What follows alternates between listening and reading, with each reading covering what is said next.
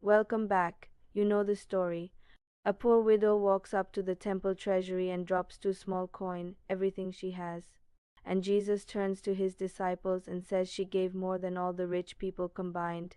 It is one of the most frequently preached stories in the church. And it is often used to say, give everything, give sacrificially, give until it hurts, even if you cannot afford it. But there is a serious question we need to ask. Is that actually what Jesus was teaching? Because when you read the passage in context, a different picture begins to emerge, not a simple command to imitate the widow, but a moment of exposure. To understand it, you have to start where the passage actually starts, not with the widow, but with a warning.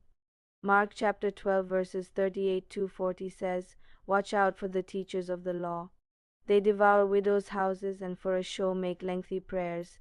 These men will be punished most severely." They devour widows' houses. That is what Jesus said before the widow appears.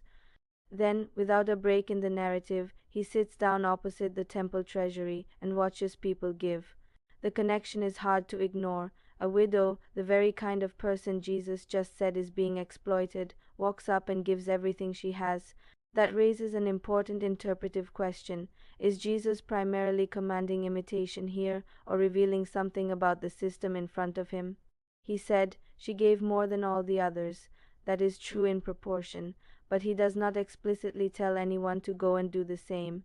Then look at what happens in Mark chapter 13 verses 1 and 2. A disciple admires the temple buildings, and Jesus' response was, "Not one stone here will be left on another. Everyone will be thrown down." The institution receiving her last coins is the same institution Jesus says is about to fall. At the very least, that should slow us down. Now look at Luke's account in Luke 21. The structure is the same: warnings about leaders, observation of giving, and widow gives everything. Again, Jesus highlights her, but he does not turn to the crowd and say, "Go and do likewise." So there are two ways people often read this passage. One sees it as a model of radical generosity they can imitate. The other sees it as a moment where Jesus is exposing a system in which a vulnerable person gives everything while others give comfortably and leaders benefit. At minimum, the text invites that tension, and this matters because of how this story is often used. In many contexts, the widow's mite is used to encourage people to give beyond what they can afford, to give their last, to prove their faith through sacrifice, sometimes with the implication that God will multiply it back. But that can place a heavy burden on the very people Scripture consistently calls us to protect: the poor, the struggling, and the vulnerable. Now compare that with how the early church handled resources. Acts chapter 2 verses 44 and 45 says, "They had everything in common and gave to anyone who had need."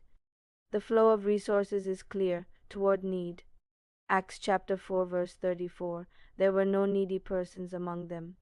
That is the outcome, not impressive systems, not expanding structures, but a community where needs were actually met. And Paul's instruction on giving in 2 Corinthians chapter 9 verse 7 is just as clear.